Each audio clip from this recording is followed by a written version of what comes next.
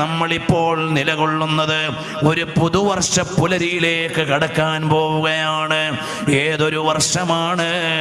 English കൊല്ലമാണെങ്കിൽ നമ്മളെല്ലാം പാതിരാത്രി കാത്തിരുന്ന് ആരൊക്കെയോ പൊട്ടിക്കുന്നത് കാണാനും സ്വരങ്ങൾ കേൾക്കാനും ഇരിക്കുമെങ്കിൽ, വിശ്വാസികളുടെ ഹൃദയത്തിൽ ഓർമ്മയുടെ ഓലപ്പടക്കങ്ങളല്ല, ഓർമ്മയുടെ മാലപ്പടക്കങ്ങൾ ഇന്നലകളിലേക്ക് കൂട്ടിക്കൊണ്ടുപോകാനുള്ള മനോഹരമായ സ്മൃതികളെ കൂട്ടിക്കൊണ്ടുവരുന്ന ഹിജ്റയുടെ വർഷത്തിലേക്ക് നമ്മൾ കടക്കാൻ പോവുകയാണ്. ഇസ്ലാമിക ലോകത്തിനൊരു കലണ്ടർ വേണം. ഈ കലണ്ടർ എവിടെ നിന്നാണ് ഉണ്ടാക്കേണ്ടത്? മഹാനരായ ഉമറുൽ ഫാറൂഖ് റളിയല്ലാഹു അൻഹുവിന്റെ കാലത്ത് ചർച്ച വരികയാണ്. ഇസ്ലാമിക കലണ്ടർ എവിടെ നിന്നാണ് ആരംഭിക്കേണ്ടത്? വർഷം കണക്കാക്കി തുടങ്ങേണ്ടത് എവിടെ നിന്നാണ്? ചില ആളുകൾ പറഞ്ഞു മിൻ മൗലിദി റസൂലില്ലാഹ്, ഹബീബായ സല്ലല്ലാഹു അലൈഹി വസല്ലം തങ്ങളുടെ ജന്മത്തിന്റെ നാളിൽ നിന്ന്. ചില ആളുകൾ പറഞ്ഞു മിൻ വഫാത്തി റസൂലില്ലാഹ്, നബി സല്ലല്ലാഹു അലൈഹി വആലിഹി വഅസ്ഹാബിഹി വസല്ലം തങ്ങളുടെ വിയോഗത്തിന്റെ നാളിൽ നിന്ന്.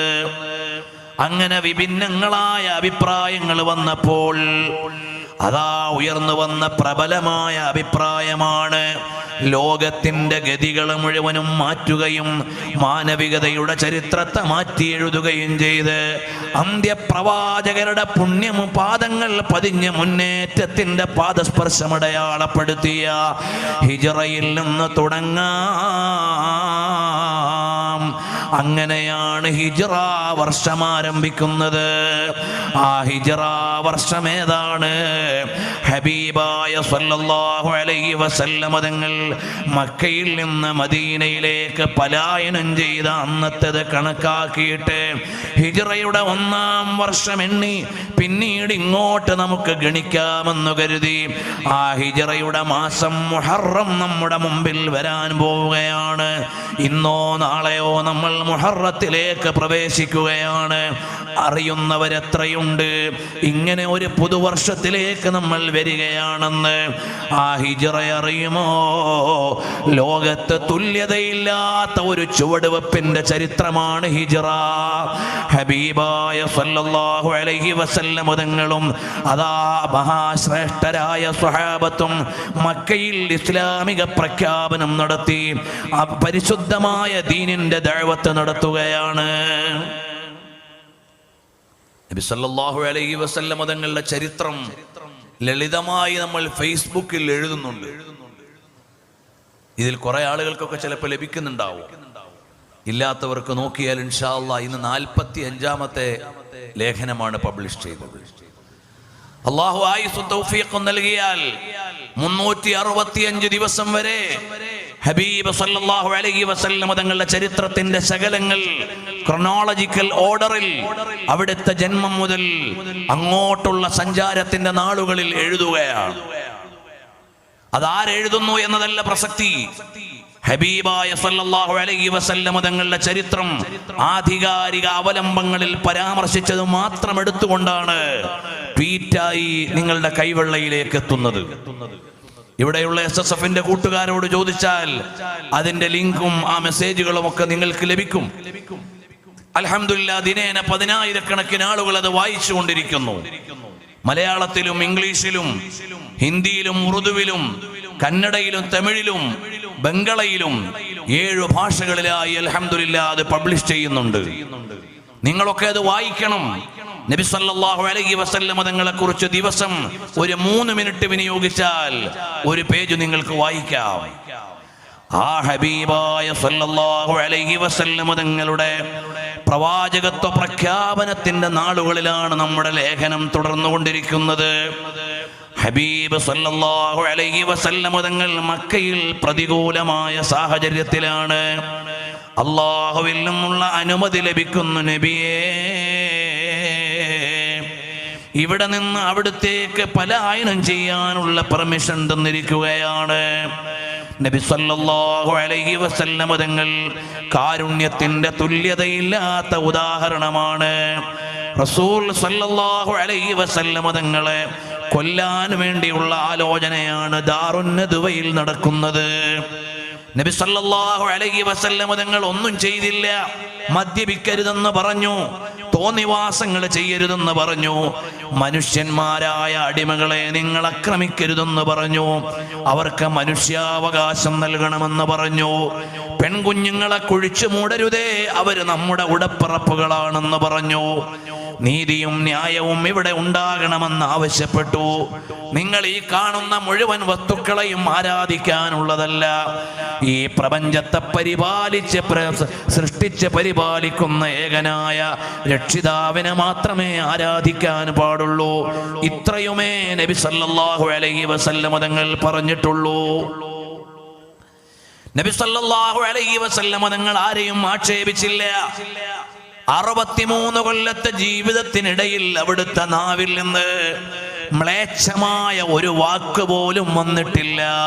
ഹബീബ് റസൂലുള്ളാഹ് സല്ലല്ലാഹു അലൈഹി വസല്ലം തങ്ങൾ ഏതെങ്കിലും സമയത്ത് മനുഷ്യന്റെ രഹസ്യഭാഗത്തെ കുറിച്ച് പറയേണ്ടി വന്നാൽ അപ്പോൾ പോലും വ്യക്തമായി പറയാതെ വ്യംഗ്യമായി പറഞ്ഞ് അത്രയും പോലും വർത്തമാനത്തിൽ സൂക്ഷ്മത കാണിച്ച റസൂലുള്ളാഹ് സല്ലല്ലാഹു അലൈഹി വസല്ലം 63 കൊല്ലത്തെ ജീവിതത്തിനിടയിൽ ഒരിക്കൽ പോലും കളവ് പറഞ്ഞില്ല. അങ്ങനെയുള്ള റസൂലുള്ളാഹ് സല്ലല്ലാഹു അലൈഹി വസല്ലം തങ്ങൾ 63 കൊല്ലത്തെ ജീവിതത്തിനിടയിൽ ഒരാളെപ്പോലും ചതിച്ചില്ല, ഒരാളെപ്പോലും വഞ്ചിച്ചില്ല, ഒരാളെപ്പോലും പടക്കളത്തിൽ നിന്ന് പ്രതിരോധത്തിന് വേണ്ടിയല്ലാതെ ഒരാളെപ്പോലും അടിച്ചില്ല. ഒരിക്കൽ പോലും ഭാര്യയെ അടിച്ചിട്ടില്ല, ഒരിക്കൽ പോലും മക്കളെ തല്ലിയിട്ടില്ല. അങ്ങനെ ഒരുപാട് ഗുണങ്ങളല്ല, എല്ലാ ഗുണങ്ങളുടെയും സമ്മേളനമായ റഹ്മത്തുൽ ലിൽ ആലമീൻ മുഹമ്മദുർ റസൂലുള്ളാഹ് സല്ലല്ലാഹു അലൈഹി വഅലിഹി വസല്ലം തങ്ങൾ അവിടുത്തെ ജീവിതത്തിന്റെ 2/3 ഭാഗം അഥവാ 40 കൊല്ലം നബി സല്ലല്ലാഹു അലൈഹി വസല്ലം തങ്ങൾ മക്കയിൽ ജീവിച്ചു. എല്ലാവരും വിളിച്ചത് അൽ അമീൻ എന്ന്, എല്ലാവരും വിളിച്ചത് നീതിയുടെ പര്യായമെന്ന്. അങ്ങനെയുള്ള പുണ്യനബി തങ്ങൾ ഈ ലോകത്തെ ചില യാഥാർത്ഥ്യങ്ങൾ വിളിച്ചു പറഞ്ഞപ്പോൾ ഇരുട്ടിന്റെ കൂട്ടാളികൾ കൂടിയാലോചിച്ചു എന്താണ് ചെയ്യേണ്ടത്. ചിലര് പറഞ്ഞു നാടുകടത്താം, ചിലര് പറഞ്ഞു നമുക്ക് വീട് വളയാം, ചിലര് പറഞ്ഞു കൊന്നുകളയാം. അഭിപ്രായങ്ങളെല്ലാം മാറി മാറി വന്നപ്പോൾ അവസാനം അവര് തീരുമാനത്തിലേക്ക് എത്തി, നമുക്ക് കൊന്നുകളയാമെന്ന് പറഞ്ഞപ്പോൾ അവിടെ ഒരു അഭിപ്രായം ഉയർന്നു. ഈ വ്യക്തിയെ അഥവാ നബി സല്ലല്ലാഹു അലൈഹി വസല്ലം തങ്ങളെ കൊന്നുകളഞ്ഞാൽ ഖുറൈശികൾ മുഴുവനും മറ്റുള്ള ഗോത്രങ്ങളെക്കെതിരെ വരും. അതുകൊണ്ട് ഒരു കുടുംബക്കാരോ ഒരു വ്യക്തിയോ കൊല്ലാൻ പാടില്ല.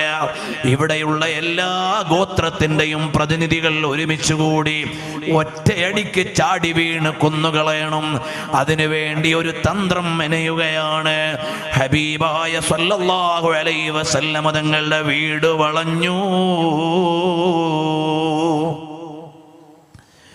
വീട് വളഞ്ഞപ്പോ നബി സല്ലല്ലാഹു അലൈഹി വസല്ലം തങ്ങളെ വീടിന്റെ ഉള്ളിലുണ്ട്. റസൂലുള്ളാഹി സ്വല്ലല്ലാഹു അലൈഹി വസല്ലം തങ്ങളുടെ മുമ്പിൽ മാർഗങ്ങൾ പലതുണ്ട്. ഈ വീട് വളഞ്ഞവരെ എന്തു ചെയ്യണം എന്നതിൽ പല മാർഗങ്ങളുണ്ട്. ഒരു മാർഗം ഒരു പക്ഷേ എണ്ണത്തിൽ കുറവാണെങ്കിലും ധീരന്മാരായ അനുയായികൾ കൂടെയുണ്ട്. അതാരാണ്? അലി റളിയല്ലാഹു അൻഹു ധീരനാണ്, ഉമറുൽ ഫാറൂഖ് റളിയല്ലാഹു അൻഹു ധീരനാണ്, സിദ്ദീഖുൽ അക്ബർ തങ്ങൾ മുത്തുനബി തങ്ങൾക്ക് വേണ്ടി ജീവൻ കൊടുക്കാൻ തയ്യാറാണ്, ഹംസത്തുൽ കറാർ തങ്ങളുണ്ട്, അവിടുത്തെ ഉപ്പയുടെ സഹോദരനാണ്. അങ്ങനെ ഒരുപാട് ധീരന്മാരായ മക്കയിലെ പോരാളികളുണ്ട്. അവരെ വിളിച്ചിട്ട് പറയാം, എൻ്റെ വീട് വളഞ്ഞിരിക്കുന്നു, തോൽക്കുമോ ജയിക്കുമോ അത് വേറെ കാര്യം, വേണമെങ്കിൽ കായികമായി പ്രതിരോധിക്കാൻ നബി സല്ലല്ലാഹു അലൈഹി വസല്ലം തങ്ങൾക്കൊരു തീരുമാനമെടുക്കാമായിരുന്നു. അങ്ങനെ ഒരു തീരുമാനമെടുത്താൽ അവിടെ രക്തം ചിന്തുമെന്ന് കണ്ട റസൂലുള്ളാഹ് സല്ലല്ലാഹു അലൈഹി വസല്ലം തങ്ങൾ അതിന് മുതിർന്നില്ല. പിന്നെ മുത്തുനബി തങ്ങളുടെ മുമ്പിലൊരു മാർഗമുണ്ട്. ഈ വീട് വളഞ്ഞവർക്കെതിരെ പ്രാർത്ഥിക്കുകയാണ്. മുൻഗാമികളായ പ്രവാചകന്മാരുടെ പ്രാർത്ഥന കൊണ്ട് പല സമുദായങ്ങളും നശിച്ചു പോയിട്ടുണ്ട്. നൂഹ് നബി അലൈഹിസ്സലാമിന്റെ ജനത നശിച്ചു പോയിട്ടുണ്ട്. അതുപോലെ വേണമെങ്കിൽ നബി സല്ലല്ലാഹു അലൈഹി വസല്ലം തങ്ങൾക്ക് ഈ ജനതയ്ക്കെതിരെ ഒന്ന് പ്രാർത്ഥിക്കാം. പക്ഷേ ഹബീബായ സല്ലല്ലാഹു അലൈഹി വസല്ലം തങ്ങൾ അവർക്കെതിരെ പ്രാർത്ഥിച്ചില്ല. പിന്നീട് നബി സല്ലല്ലാഹു അലൈഹി വസല്ലങ്ങൾക്ക് ഒരു മാർഗമുണ്ട്. അല്ലാഹു തആല ഒരു സാമ്പിൾ കാണിച്ചു കൊടുത്തിട്ടുണ്ട്. തങ്ങളെ വേണ്ടി വന്നാൽ ഇവിടെ അള്ളാഹുവിന്റെ പ്രത്യേക സൈന്യം റെഡിയാണ് എന്നുള്ളൊരു സാമ്പിൾ അല്ലാഹു തആല ഖുർആനിൽ പറഞ്ഞു കൊടുത്തിട്ടുണ്ട്. അതെന്താണ്? അലം തറ കൈഫ ഫഅല റബ്ബുക ബി അസ്ഹാബിൽ ഫീൽ.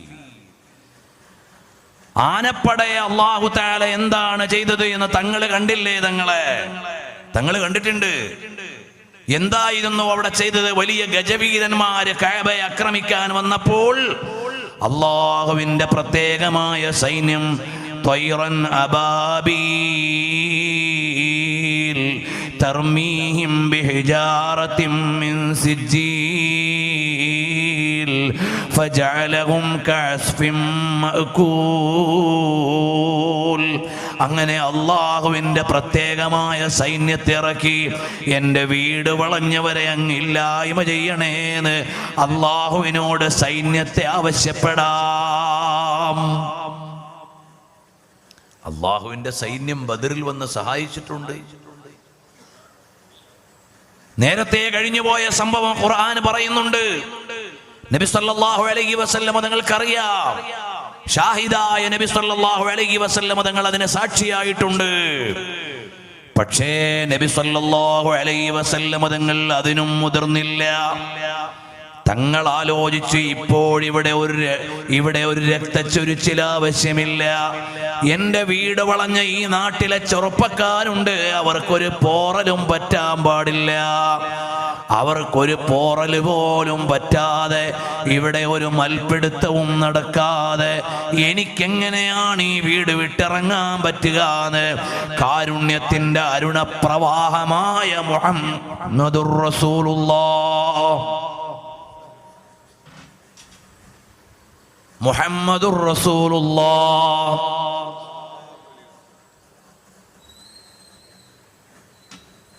സ്വലാത്തിന് ഒന്നുകൂടെ ഊർജ്ജം ഉണ്ടായാല് സദസ്സരുടെ ബർക്കത്തുണ്ടാവും. സയ്യിദുനാ റസൂലുള്ളാഹ് സല്ലല്ലാഹു അലൈഹി വആലിഹി വഅസ്ഹാബിഹി വസല്ലം തങ്ങൾ ആലോചിച്ചു, എൻ്റെ ഈ നാട്ടിലെ നല്ലവരായ ചെറുപ്പക്കാരൻ്റെ വീട് വളഞ്ഞു നിൽക്കുന്നു, അവർക്കൊരു പരിക്കും പറ്റാതെ എനിക്കിവിടുന്ന് എങ്ങനെ പോകാം? ഹബീബായ സല്ലല്ലാഹു അലൈഹി വസല്ലം തങ്ങൾ ഒരു പിടി മണൽ വാരുകയാണ്. ആ മണല് അബാബീൽ പക്ഷികളുടെ കാലിൽ ഇറുക്കിയ കൊള്ളിയാൻ പോലെ ആകണമെന്ന് ദുആ ചെയ്യാം വേണമെങ്കിൽ മുത്തുനബി തങ്ങൾക്ക്. പക്ഷേ അവിടുന്ന് ദുആ ചെയ്തില്ല. തങ്ങൾ അവിടുന്ന് ദുആ ചെയ്തു, വജഅൽനാ മിൻ ബൈനി ഐദീഹിം സദ്ദൻ വമിൻ ഖൽഫിഹിം സദ്ദാ ഫഅഗ്ശൈനാഹും ഫഹും ലാ യുബ്സിറൂൻ. ഇവരാരും കാണാതെ എനിക്ക് ഇവിടുന്ന് അങ്ങ് പോണം. നബി സല്ലല്ലാഹു അലൈഹി വസല്ലം ആ മണലൊന്ന് വിതറി. ഓരോ മണൽത്തരിയും ഓരോ ചെറുപ്പക്കാരൻ്റെ തലയിൽ പോയി വീണപ്പോ അവർ നല്ലതുപോലെ ഒന്ന് ഉറങ്ങിപ്പോയി. കൊല്ലാൻ നിന്നവർക്ക് വിശ്രമം കൊടുത്ത റസൂലുള്ളാഹ് സല്ലല്ലാഹു അലൈഹി വആലിഹി വസഹബിഹി വസല്ലമ തങ്ങൾ വീട് വളഞ്ഞ് വീട്ടിൽ നിന്ന് പുറത്തിറങ്ങുമ്പോൾ വെട്ടിക്കൊലപ്പെടുത്താമെന്ന് കരുതിയ ആളുകൾക്ക് വിശ്രമിച്ചോ മക്കളെ, ഞാനങ്ങ് പോകാമെന്ന് കാണിച്ചു കൊടുത്ത് നബി സല്ലല്ലാഹു അലൈഹി വആലിഹി വസഹബിഹി വസല്ലമ തങ്ങൾ മക്കയിൽ നിന്ന് മദീനയിലേക്ക് പലായനം ചെയ്യുകയാണ്. രാവിലെ ആയപ്പോഴാണ് അവരറിയുന്നത് വീട്ടിലില്ലല്ലോ മുഹമ്മദുർ റസൂലുള്ളാഹ്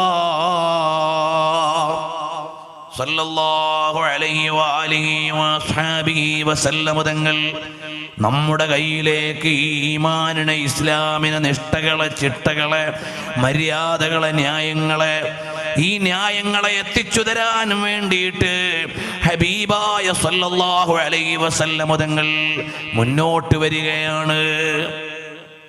നിങ്ങൾ ആലോചിച്ച് നോക്ക്, മതം വേണ്ട എന്ന് പറയുന്ന ആളുകൾ ഒരു ഭാഗത്ത്, മതം വേണ്ട എന്ന് പറയുന്ന ആളുകളുടെ ഭരണപരിഷ്കാരങ്ങൾ എന്താ? ആണും പെണ്ണും ഒന്നല്ല എന്ന് പറയുകയും ചെയ്യുക, പെണ്ണിന് സംവരണം കൊടുക്കുകയും ചെയ്യുക. ആണും പെണ്ണും ഒരുപോലെയാണ്. ഇവിടെ വൈജാത്യങ്ങൾ വേണ്ട. ഇവിടെയുള്ള മുഴുവൻ ബോയ്സ് സ്കൂളുകളും മാറ്റണം, ഗേൾസ് സ്കൂളുകൾ ഒഴിവാക്കണം, സഹവാസ വിദ്യാഭ്യാസം കൊടുക്കണം. കാരണം രണ്ടും ഒന്നാണ് എന്നാ വാദിക്കുക.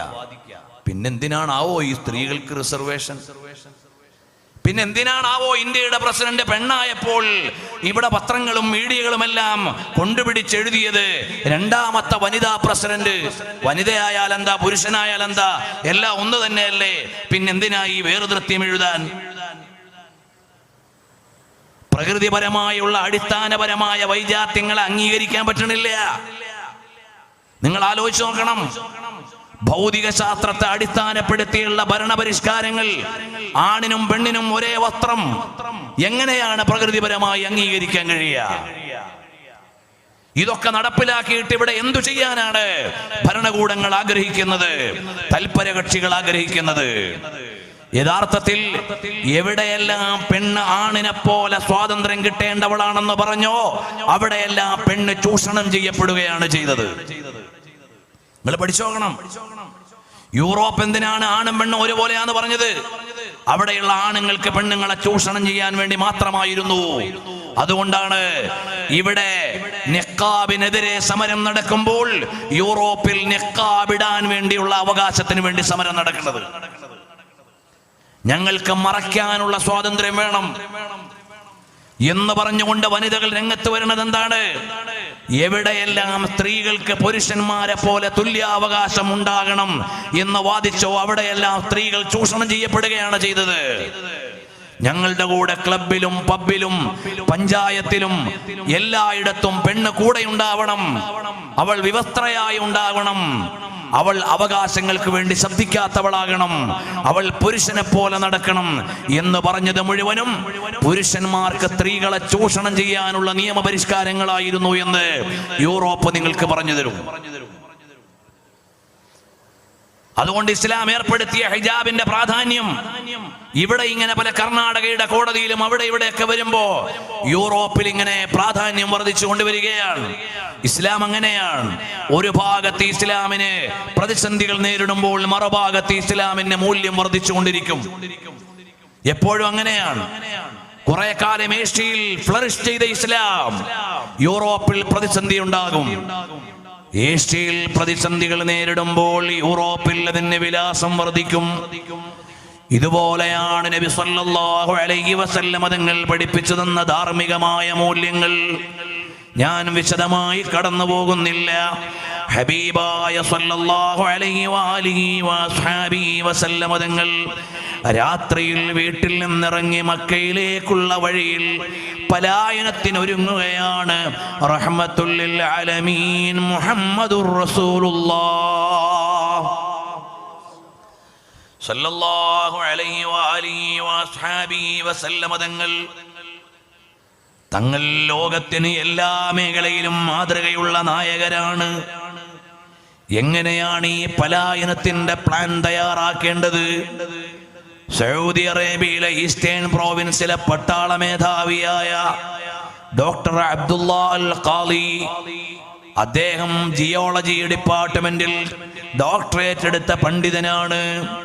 അദ്ദേഹം ഭൂമിശാസ്ത്ര ഗവേഷകന്മാരെ കൂട്ടിയിട്ട് മക്കയിൽ നിന്ന് മദീനയിലേക്ക് നബി സല്ലല്ലാഹു അലൈഹി വസല്ലം തങ്ങളുടെ അന്നത്തെ സഞ്ചാര വഴികളെ ഗ്രന്ഥങ്ങളിൽ നിന്ന് പഠിച്ചിട്ട് ഒരു യാത്ര നടത്തുകയാണ്. ഹിജ്റയുടെ വഴി തേടിക്കൊണ്ടുള്ള ഒരു യാത്ര നടത്തി. എന്നിട്ട് അദ്ദേഹത്തിന്റെ ഹിജ്റ ആൽബം പബ്ലിഷ് ചെയ്തിട്ടുണ്ട്.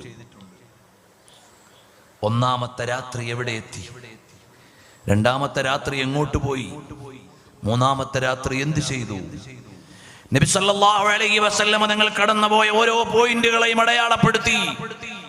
അദ്ദേഹത്തിന്റെ ഹിജ്റ ആൽബം അദ്ദേഹം മരുഭൂമിയിലൂടെ ഓഫ് റോഡ് വാഹനങ്ങളും ഗവേഷണ വിഭാഗവുമായി മക്കയിൽ നിന്ന് മദീനയിലേക്ക് സഞ്ചരിച്ചു. അങ്ങനെ തയ്യാറാക്കിയതാണ് അദ്ദേഹം നല്ല ഒരു ആശിഖുർ റസൂൽ സല്ലല്ലാഹു അലൈഹി വസല്ലം തങ്ങളെ ഇഷ്ടം വെക്കുന്ന നല്ലൊരാളാണ്. അൽഹംദുലില്ലാ അദ്ദേഹത്തെ കാണാൻ അവസരം ഉണ്ടായിട്ടുണ്ട്. അപ്പൊ അദ്ദേഹം ഒരു ഗവേഷണ വിഭാഗത്തോടൊപ്പം സഞ്ചരിച്ചു. നബി സല്ലല്ലാഹു അലൈഹി വസല്ലം തങ്ങളുടെ സഞ്ചാര വഴി അടയാളപ്പെടുത്തി. അപ്പോഴാണ് നബി സല്ലല്ലാഹു അലൈഹി വസല്ലം തങ്ങൾ ഒരു ലക്ഷ്യമില്ലാതെ യാത്ര ചെയ്യുകയല്ല. മക്കയിൽ നിന്ന് വടക്കാണ് മദീന. നബി സല്ലല്ലാഹു അലൈഹി വസല്ലം തങ്ങൾ യാത്ര ചെയ്തത് മക്കയിൽ നിന്ന് വടക്കോട്ടല്ല തെക്കോട്ടാണ്. അവിടുത്തെ വലിയൊരു തന്ത്രപരമായ ഇടപെടലിന് ചരിത്രം സാക്ഷ്യം വഹിക്കുകയാണ്. മക്കയുടെ വടക്ക് ഭാഗത്താണ് മദീനയെങ്കിൽ മക്കയുടെ തെക്കു ഭാഗത്താണ് ഗാർ സൗർ. ഹബീബായ സല്ലല്ലാഹു അലൈഹി വസല്ലം തങ്ങളും അസ്ദിഖു ഫിൽ ഗാരി വ സിദ്ദീഖു ലം യരിമാ വഹും യഖൂലൂന മാ بالغار من أرمي ظن الحمام وظن العنكبوت على خير البرية لم تنسج ولم تحمي. ലോകഗുരുവായ പുണ്യപ്രവരർ സല്ലല്ലാഹു അലൈഹി വസല്ലം തങ്ങൾ ലോകത്തിന് ഏതൊരു നീക്കുപോക്കുകളുടെയും മാതൃക കാണിക്കേണ്ട നേതാവാണ്. തന്ത്രപരമായി അവിടുന്ന് തെക്കോട്ടുള്ള ദിശയിൽ സഞ്ചരിച്ച് സൗർ ഗുഹയുടെ ഉള്ളിൽ ഇരിക്കുമ്പോൾ നബി സല്ലല്ലാഹു അലൈഹി വസല്ലം തങ്ങൾ അവിടേക്ക് കേവലം എത്തിപ്പെട്ടതല്ല, പ്ലാനിങ്ങോടുകൂടി എത്തിപ്പെട്ടതാണ്. അതുകൊണ്ടാണ് സിദ്ദീഖുൽ അക്ബർ തങ്ങളുടെ മകൾ അസ്മാ റളിയല്ലാഹു അൻഹയോട് പറഞ്ഞു, മോളെ സന്ധ്യയായാൽ ഭക്ഷണം ഒരുക്കി തയ്യാറാക്കി ആ ഗുഹയിലേക്ക് എത്തിക്കണേ മോളെ എന്ന് പറഞ്ഞിട്ട് പോയ റസൂലുള്ളാഹ് സല്ലല്ലാഹു അലൈഹി വസല്ലം മക്കയിലെ ഇടയനോട് പറഞ്ഞു, വൈകുന്നേരം വരെ മക്കയിൽ നിങ്ങൾ ആടിനെയും കൊണ്ട് നടക്കണം, നിങ്ങളുടെ മൃഗങ്ങളെ മേച്ചുകൊണ്ട് നടക്കണം. ആ നടത്തത്തിൽ മുഴുവനും മക്കയിലെ വർത്തമാനങ്ങൾ മുഴുവനും ശ്രദ്ധിക്കണം. മുഹമ്മദ് നബി സല്ലല്ലാഹു അലൈഹി വസല്ലം തങ്ങൾ മക്കയിൽ നിന്ന് വിട്ട് യാത്ര ചെയ്തതിനെ കുറിച്ച് മക്കക്കാരുടെ സംസാരം എന്താണെന്നറിയണം. എന്നിട്ട് വൈകുന്നേരം ഈ ആടുകളെ മേയിച്ചുകൊണ്ട് ഗുഹയിലേക്ക് എത്തണം എന്ന് പറഞ്ഞ ഇൻഫർമേഷന് വേണ്ടി അല്ലെങ്കിൽ വിവരാന്വേഷണത്തിന് വേണ്ടി ന്യൂസിന് വേണ്ടി ആളെ ഏർപ്പാടാക്കിയ റസൂലുള്ളാഹ് സല്ലല്ലാഹു അലൈഹി വസല്ലം വെറുതെ കണ്ട് പോയതൊന്നല്ല. അസ്മാ റളിയല്ലാഹു അൻഹ ഭക്ഷണവും കൊണ്ട് വീട്ടിൽ നിന്ന് ഇറങ്ങാൻ പോവാ. ഭക്ഷണം കെട്ടിവെക്കാൻ ഒരു കെട്ടില്ല. ഉടനെ മേൽമുണ്ട് കീറിയിട്ട് ഒരു കെട്ട് കെട്ടി ഭക്ഷണം റെഡിയാക്കി. നബി സല്ലല്ലാഹു അലൈഹി വസല്ലം തങ്ങളും പ്രിയ പിതാവായ സിദ്ദീഖുൽ അക്ബർ തങ്ങളുമുള്ള സ്ഥലത്തേക്ക് വന്നു. ഇടയൻ വരികയാണ്. വൈകുന്നേരം ആ ആടുകളെയും മേയിച്ചുകൊണ്ട് സൗർ ഗുഹയുടെ അടുക്കലേക്ക് അസ്മാ ബീവി റളിയല്ലാഹു അൻഹ ഒരു 4 കാൽപ്പാട് നടന്നു കഴിയുമ്പോൾ ആ കാൽപ്പാടുകളങ്ങ് മായിച്ചു കളയും. ഒരാൾ ഇതുവഴി പോയിട്ടുണ്ട് എന്ന് കണ്ടറിയാതിരിക്കാൻ അത്രയും അതിസൂക്ഷ്മമായി പോയി. പക്ഷേ ശത്രുക്കൾ നാലുപാടും തെരഞ്ഞ് അന്വേഷിച്ച് അവരിൽ ഒരാളെത്തി സൗർ ഗുഹയുടെ മേലെ എത്തിയപ്പോൾ അദ്ദേഹം നബി സല്ലല്ലാഹു അലൈഹി വസല്ലം തങ്ങളുടെ കാൽപാദം അവിടെ കണ്ടു. ഒരു കാലടയാളം കണ്ടപ്പോൾ പറഞ്ഞു, ഇവിടെ എന്തായാലും മുഹമ്മദ് നബി വന്നിട്ടുണ്ട്. കാരണം ഈ കാൽപ്പാട് കഅബാലയത്തിന്റെ മുറ്റത്തുള്ള മഖാം ഇബ്രാഹീമിലെ ഇബ്രാഹിം നബിയുടെ കാൽപ്പാടിനോട് സാദൃശ്യമുണ്ട്. നിങ്ങൾ ആലോചിച്ച് നോക്ക്, ആ നാട്ടുകാർ അതിലൊക്കെ വലിയ വിജ്ഞാനമുള്ളവരാ. ജാഹിലിയ കാലഘട്ടമാണെങ്കിലും അവർക്ക് കവിത ഭയങ്കര കഴിവാ, ഓർമ്മശക്തി വളരെ ഉള്ളവരാ, പാരമ്പര്യത്തെക്കുറിച്ചുള്ള വിജ്ഞാനമേറെയുള്ളവരാ, കുടുംബ പരമ്പരകളെ കുറിച്ച്. അവിടെ ചെന്നാൽ ഏതാളുകളെ കുറിച്ചും ജംഹറത്തു അശ്ആരിൽ അറബ്, ജംഹറത്തു അൻസാബിൽ അറബ്, അറബികളുടെ ഗോത്രങ്ങളെ കുറിച്ചുള്ള ലീനേജ് നന്നായി വിജ്ഞാനമുള്ളവരാണവർ. സിദ്ദീഖുൽ അക്ബർ റളിയല്ലാഹു അൻഹുവിന് പാരമ്പര്യ വിജ്ഞാനമേറെയുള്ള ആളായിരുന്നു. ഈ കുടുംബം എവിടേക്കാ എത്തുകയെന്ന്. അപ്പൊ ഓരോരുത്തരെയും വല്ലിപ്പാര മുഴുവൻ ചരിത്രം അറിയുന്നവരാണ് അവര്. പാരമ്പര്യത്തെക്കുറിച്ച് വലിയ ബോധ്യമുള്ളവരാണ്. ഇപ്പോഴും നമ്മളെ പോലീസുകാരൊക്കെ മക്കയിലും മദീനയിലൊക്കെ ചെന്നാൽ അവിടെ പോലീസുകാരെ നെയിം ബോർഡ് നോക്കൂ നിങ്ങൾ. ഹമ്മാദ് അൽ ഖുറശി, സൽമാൻ അൽ ഹർബി, അങ്ങനെ ഓരോരുത്തരുടെയും കുടുംബ പേരുകൾ ചേർത്ത് വെച്ചുകൊണ്ടാണ് ആ കുടുംബങ്ങൾ ഇന്നും നിലനിൽക്കുന്നു. ഖുറൈശിയുണ്ട്, ഹർബിയുണ്ട്, അങ്ങനെ ഓരോരോ കുടുംബങ്ങളും ഇന്നും അവിടെയുണ്ട്. ആ കുടുംബ പരമ്പരകൾ മുറിഞ്ഞിട്ടില്ല. അവരുടെ പ്രത്യേകമായ ഒരു വിജ്ഞാന വിശേഷമാണത്. എന്നാൽ അറിയുമോ, നബി സല്ലല്ലാഹു അലൈഹി വസല്ലം തങ്ങളുടെ മഹാനരായ സിദ്ദീഖുൽ അക്ബർ തങ്ങളും ഇരിക്കുന്ന ഗുഹയുടെ കവാടത്തിലെത്തിയപ്പോൾ അവർക്ക് മനസ്സിലായി ഇതിന്റെ ഉള്ളിൽ ഒരാളുണ്ട്. അപ്പോഴാണ് ഹബീബായ സല്ലല്ലാഹു അലൈഹി വസല്ലം തങ്ങളോട് സിദ്ദീഖുൽ അക്ബർ തങ്ങൾ പറഞ്ഞു, യാ റസൂലല്ലാഹ്, അല്ലയോ ഹബീബായ തങ്ങളെ, അവര് താഴോട്ടൊന്ന് നോക്കിയാൽ നമ്മളെ കാണുമല്ലോ നബിയേ, നമ്മളെ കാണുമല്ലോ നബിയേ. അപ്പ നബി സല്ലല്ലാഹു അലൈഹി വസല്ലം പറഞ്ഞു, മാ ളന്നുക ബിസ്നൈൻ അല്ലാഹു സാലിസുഹുമാ. അവിടെയാണ് ഒരു കമാൻഡറുടെ പവർ, ഒരു നേതാവിന്റെ ശക്തി എവിടെയാണ്. അണികൾ മുഴുവനും പതറുമ്പോൾ പതറുന്നവൻ നേതാവല്ല, പരാജയം നേരിടുമ്പോൾ നാടുവിടുന്നവൻ നേതാവല്ല. പരാജയം നേരിടുമ്പോൾ നിവർന്നു നിന്നുകൊണ്ട് അണികൾക്ക് ശക്തി പകരാനുള്ള നേതാക്കൾ ഇവിടെ വേണം. അപ്പോഴേ ഈ രാജ്യത്തെ രക്ഷിക്കാനുള്ള സംഘങ്ങൾ ഇവിടെ ഉണ്ടാവുള്ളൂ. നബി സല്ലല്ലാഹു അലൈഹി വസല്ലം തങ്ങളുടെ സ്വഹാബത്ത് എവിടെയെല്ലാം പരിഭ്രമിച്ചോ അവിടെയെല്ലാം നബി സല്ലല്ലാഹു അലൈഹി വസല്ലം തങ്ങൾ ഒറ്റക്കായാലും വേണ്ടില്ല എന്ന നിലയിൽ ധൈര്യസമേതം ഇറങ്ങി. ഉഹദിന്റെ രണാങ്കണത്തിൽ മഹാന്മാരായ സ്വഹാബത്ത് ചിതറി. നബി സല്ലല്ലാഹു അലൈഹി വസല്ലം തങ്ങൾ കമാൻഡർ ഇൻ ചീഫായി പടക്കളത്തിലേക്ക് ഇറങ്ങി. ലോകത്തൊരു രാജാവും നേരിട്ട് പടക്കളത്തിൽ ഇതുപോലെ ഇറങ്ങിയത് കാണില്ല. അവിടെ എവിടെയോ ഇരുന്നിട്ട് ഓർഡർ ചെയ്യുള്ളൂ. നബി സല്ലല്ലാഹു അലൈഹി വസല്ലം തങ്ങൾ ഉഹദിന്റെ പടക്കളത്തിലുണ്ട്. ജനങ്ങൾ മുഴുവനെ പേടിച്ചോടാൻ നേരം അവിടെ നിന്നു. നിങ്ങൾ ആലോചിച്ചു നോക്കൂ, ശ്രീലങ്കയുടെ ഭരണാധികാരി എവിടെ? പാകിസ്ഥാനിന്റെ ഭരണാധികാരികൾ പലപ്പോഴും എവിടെ പോയി? അതുപോലെ അഫ്ഗാനിസ്ഥാനിന്റെ ഭരണാധികാരി എവിടെ പോയി? ലോകത്തിപ്പോഴുള്ള മുന്നേറ്റങ്ങളിലെല്ലാം അല്ലെങ്കിൽ സമരങ്ങളിലെല്ലാം രാജ്യം പ്രതിസന്ധിയിലാകുമെന്ന് പറഞ്ഞാൽ ഭരണാധികാരി മുങ്ങിക്കളയും. അവരെ നേതാവായി പറയാൻ കഴിയില്ല. അതേ സമയത്ത് നബി സല്ലല്ലാഹു അലൈഹി വസല്ലം തങ്ങൾ സധൈര്യം നിൽക്കുകയാണ്. അതേ, വേറെ ആരുമില്ല, സിദ്ദീഖുൽ അക്ബർ തങ്ങളെ ഉള്ളൂ. തങ്ങൾ പറഞ്ഞു, യാ റസൂലല്ലാഹ്, ഹബീബായ തങ്ങളെ അവര് താഴോട്ടൊന്ന് നോക്കിയാൽ നമ്മളെ കണ്ടുപോകും. ഉടനെ നബി സല്ലല്ലാഹു അലൈഹി വസല്ലം തങ്ങൾ പറഞ്ഞു, യാതൊരു ടെൻഷനും വേണ്ട, മാ ളന്നുക ബിസ്നൈൻ, രണ്ടുപേരെ കുറിച്ച് നിങ്ങളുടെ വിചാരം എന്താണ്?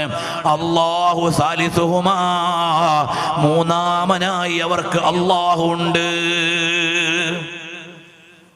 അള്ളാഹുവിൻ്റെ സംരക്ഷണയിലുള്ള രണ്ടുപേരെ കുറിച്ച് നിങ്ങൾക്ക് എന്താ പേടി? ഒരു പേടിയും വേണ്ട. തങ്ങൾ റാഹത്തായി ഒന്ന് വിശ്രമിച്ചു. അതാണ് ചരിത്രം. പേടിച്ചോടൊന്നുമല്ല. ചില മലയാളത്തിലുള്ള ചില ആളുകളൊക്കെ പേടിച്ചോടി മക്കത്ത് നിന്ന് എഴുതിയിട്ടുണ്ടാവും. നബി സല്ലല്ലാഹു അലൈഹി വസല്ലം തങ്ങൾ പേടിച്ചു പോയതല്ല, ഒരു സ്ട്രാറ്റജിക്കൽ മൂവ്മെന്റ് ആണ്. നബി സല്ലല്ലാഹു അലൈഹി വസല്ലം തങ്ങളുടെ ഒരു പിൻവാങ്ങൽ അപ്പ ഇളകിയില്ല. ആ ഗുഹയുടെ അഭിമുഖമായി ഒരാളിരുന്ന് ആ ഗുഹയിലുള്ളവർക്ക് കാണാവുന്ന രൂപത്തിൽ ശത്രുക്കളിൽ ഒരാളിരുന്നാണ്ട് മൂത്രമൊഴിച്ചു. കാരണം എന്താ? ഇതിനുള്ളിൽ ആരും ഇല്ല എന്നവർക്ക് തോന്നി. ലന്നുൽ ഹമാമ വലന്നുൽ അൻകബൂത അലാ ഖൈരിൽ ബരിയത്തി ലൻ തൻസുജു വലം തഹുമി. ഇവിടെ ഒരു പ്രാവ് മുട്ടയിട്ടിരിക്കുന്നുണ്ട്, ചിലന്തി വല കെട്ടിയിട്ടുണ്ട്, ഒരില ഇങ്ങനെ മുളച്ചു നിൽക്കണുണ്ട്.